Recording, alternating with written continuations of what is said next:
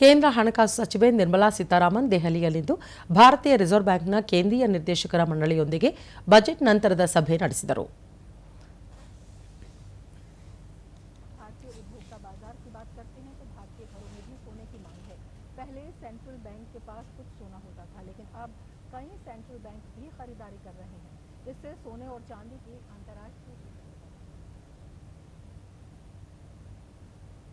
ಬಳಿಕ ನಿರ್ಮಲಾ ಸೀತಾರಾಮನ್ ಸರ್ಕಾರ ಚಿನ್ನದ ಬೆಲೆಗಳನ್ನು ಸೂಕ್ಷ್ಮವಾಗಿ ಗಮನಿಸುತ್ತಿದೆ.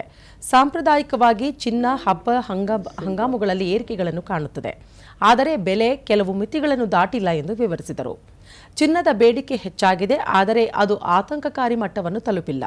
ಬೆಲೆಗಳು ನಿಗದಿಪಡಿಸಿದ ಚೌಕಟ್ಟಿನ ಮಿತಿಯೊಳಗೆ ಉಳಿದಿವೆ ಎಂದು ಹಣಕಾಸು ಸಚಿವರು ಸ್ಪಷ್ಟಪಡಿಸಿದರು.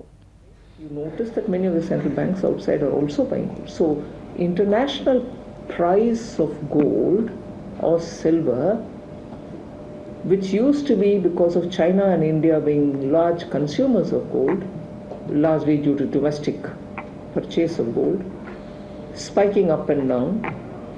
Now the spike is largely due to central banks also buying and storing. And we as importers, therefore, for our domestic consumption, which is a usual thing which happens every season, every festival, every household purchase, is affected because of the global increase in gold and silver prices, which are much beyond the usual increases and fluctuations which happen in the gold and silver market. RBI governor Sanjay Malhotra ಬಡ್ಡಿದರ ನಿರ್ಧಾರವು ವಿಕಸನಗೊಳ್ಳುತ್ತಿರುವ ಬೆಳವಣಿಗೆ, ಹಣದುಬ್ಬರದ ಚಲನಶೀಲತೆಯನ್ನು ಅವಲಂಬಿಸಿರುತ್ತದೆ. ಎಲ್ಲ ಮಾರುಕಟ್ಟೆಗಳಿಗೆ ಬಾಳಿಕೆ ಬರುವ ದ್ರವ್ಯತೆ ನೀಡುತ್ತದೆ ಎಂದು ಹೇಳಿದ್ದಾರೆ. 14% दर्ज हुई है बैंक ऋणों में और सभी क्षेत्रों में, चाहे वो कृषि हो, चाहे वो बल्कि एसएमई क्षेत्र में तो 25% मेरे ख्याल से 28% के लगभग ग्रोथ दर्ज हुई है. तो अच्छी एक ग्रोथ वहाँ पे दर्ज हुई है आगे. और हमने इसके लिए कई सारे कदम उठाए हैं.